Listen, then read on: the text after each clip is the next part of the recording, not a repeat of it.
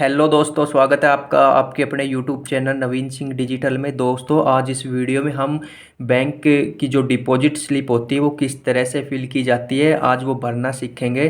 दोस्तों, कई बार हमें देखने को मिला है कि कई बार डिपॉजिट मशीन काम नहीं कर रही होती, तो हमें यह स्लिप जो आपको दिखाई दे रही है इसे भरना पड़ता है, और इसे भरने के बाद ही हम कैश काउंटर पे जाके कैश को डिपॉजिट करा सकते हैं। तो दोस्तों, यह ज़रूरी है कि सभी को यह स्लिप भरना आना बहुत ज़रूरी है। यदि आप इस स्लिप को भरना नहीं जानते तो यह वीडियो आपके लिए, आप लास्ट तक ज़रूर देखें। तो दोस्तों, चलिए देख लेते हैं कि किस तरह से डिपॉजिट स्लिप भरी जाती है। तो दोस्तों, जो यह स्लिप आपको दिखाई दे रही है यह सर्व हरियाणा ग्रामीण बैंक की है, जबकि यह स्लिप सेम होती है चाहे कोई भी बैंक हो, बस बैंक का नेम अलग हो जाता है, जबकि जो डिटेल दी हुई है वो बिल्कुल सेम होती है। तो चलिए दोस्तों देख लेते हैं।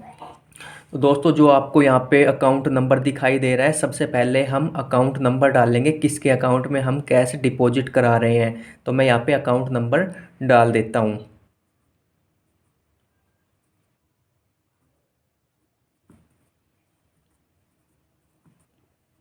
तो दोस्तों, यहाँ पे मैंने अकाउंट नंबर डाल दिए हैं। अकाउंट नंबर डालने के बाद यहाँ पे ऑफिस यानी बैंक का कार्यालय कहाँ है, यहाँ पे बैंक की मोहर लगी हुई है। यदि बैंक की मोहर किसी स्लिप पे नहीं लगी है तो गांव में या शहर में कहाँ पे ये बैंक है उसका प्लेस डाल देंगे, उसका स्थान यहाँ पे आ जाएगा। उसके बाद हम यहाँ पे डेट डाल देते हैं किस तारीख को हमें यह स्लिप डिपॉजिट करानी है। तो मैं यहाँ पे डेट डाल देता हूँ। यहाँ पे डेट मैंने डाल दिया। उसके बाद किसके अकाउंट में हम पैसे जमा करा रहे हैं, उसका नाम क्या है, तो यहाँ पे मैं नाम डाल देता हूँ।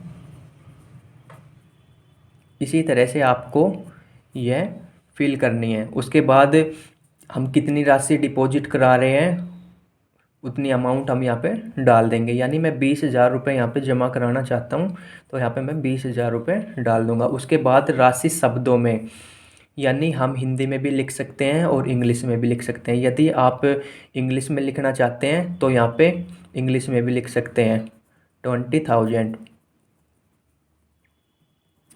और यदि आप हिंदी में लिखना चाहते हैं तो आप हिंदी में भी लिख सकते हैं। तो यहाँ मैं 20,000 लिख देता हूँ। लेकिन दोस्तों, जो आप एक ही लैंग्वेज सेलेक्ट करनी है, या तो आप हिंदी में ही लिखें या इंग्लिश में ही लिखें। मैं आपको नॉलेज के लिए बता रहा हूँ कि हम कोई भी यूज कर सकते हैं। इसी तरह से हमने ये एक साइड की स्लिप जो है फिल कर दिया है। उसके बाद यहाँ पे नोट लिखे हुए हैं, 2,000 का नोट, 500 का, 100 का, 50 का, इस तरह से यहाँ पे लिखे हुए हैं। यहाँ पे नोटों की संख्या लिखनी है कि हम जमा करा रहे हैं, हम कितने कितने हमारे पास नोट है। यानी 2,000 के नोट मेरे पास 9 है, यानी मेरे पास 9 नोट 2,000 रुपये के हैं। तो यहाँ पे 18,000 रुपये, यानी इसका टोटल करके हम लिख देंगे, यानी 18,000 रुपये हो गया।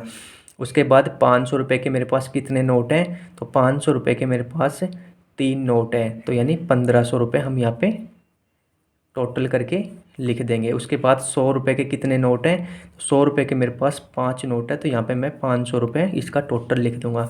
और उसके बाद इन सब का टोटल करके और यहाँ पे लिख देना, यानी 20,000 रुपये यहाँ पे टोटल हो जाते हैं। इस तरह से आपको यहाँ स्लिप भरनी है। उसके बाद हम देख लेते हैं, यहाँ पे आपको दिखाई दे रहा है अकाउंट नंबर। तो उसके बाद दोबारा से अकाउंट नंबर आपको फिल करने होंगे। तो यहाँ पे मैं अकाउंट नंबर दोबारा से डाल देता हूँ।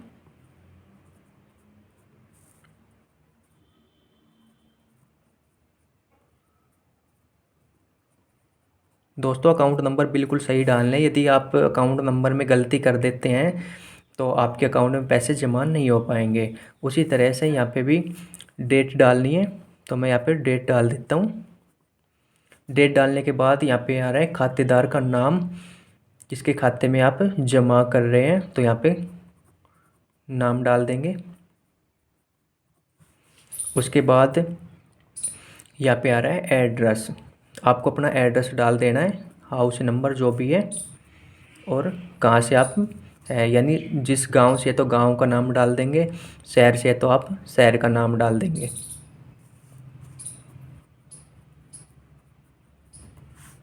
उसके बाद यहाँ पे कॉलम जो दिखाई दे रहा है आपको पैन कार्ड का, तो यहाँ पे हम पैन कार्ड के नंबर डालेंगे। तो हम यहाँ पे पैन कार्ड का नंबर डाल देते हैं।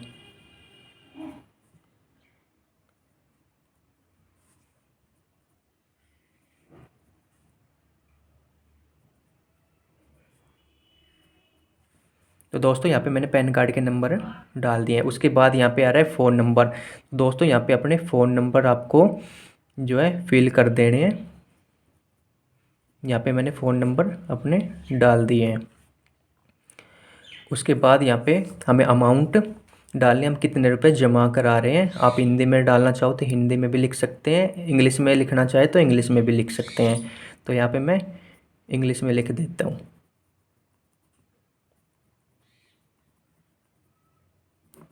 तो दोस्तों यहाँ पे जो है हमारी स्लिप कंप्लीट हो चुकी है और लास्ट में यह डिपॉजिट कौन करा रहा है, किसके द्वारा डिपॉजिट कराया जा रहा है, तो उसके बाद हम यहाँ पे अपना सिग्नेचर कर देंगे। तो दोस्तों यहाँ पे मैंने अपने सिग्नेचर कर दिए हैं। तो जो आपको यह स्लिप दिखाई दे रही है बिल्कुल कंप्लीट हो चुकी है। और हम कैश काउंटर पे जाएंगे और अपने कैश को कलेक्ट करके कैशियर को जब इस स्लिप के साथ देंगे तो हमारे अकाउंट में पैसे जमा हो जाएंगे। उसके बाद बैंक इसको वेरीफाई करेगा और वेरीफाई करने के बाद जो यहाँ पे आपको ये स्लिप दिखाई दे रही है, इस स्लिप को बिल्कुल अलग करके और एक स्लिप बैंक अपने पास रख लेता है, जबकि दूसरी स्लिप जो होती है यह आपको बैंक के द्वारा दे दी जाती है। दोस्तों यह प्रूफ होता है कि हमने कितने रुपए और किस तारीख को हमें जो डिपॉजिट कराए थे। यदि आपके अकाउंट में नहीं आते तो इस स्लिप के बेस पे आप बैंक में जाके वेरीफाई करा सकते हैं। तो दोस्तों यह जो स्लिप है यह बैंक अपने पास रख लेगा और यह स्लिप आपको दे दी जाती है। तो दोस्तों आशा करता हूँ कि आपको यह डिपॉजिट कराने का फॉर्म भरने का जो प्रोसेस है वो समझ में आ गया होगा। दोस्तों हम अपने चैनल पर फाइनेंस और बैंकिंग से रिलेटेड हर नई अपडेट आपको देते रहते हैं। यदि आप हमारे चैनल पर नए हैं तो चैनल को शेयर और सब्सक्राइब ज़रूर करें और अपने दोस्तों के पास भी शेयर करें ताकि वो भी फॉर्म भरने का जो प्रोसेस है वो सीख सके। दोस्तों आपने हमारी वीडियो को यहाँ तक देखा, आपका बहुत बहुत धन्यवाद। भगवान करे आपका दिन शुभ हो। जय हिंद, जय भारत।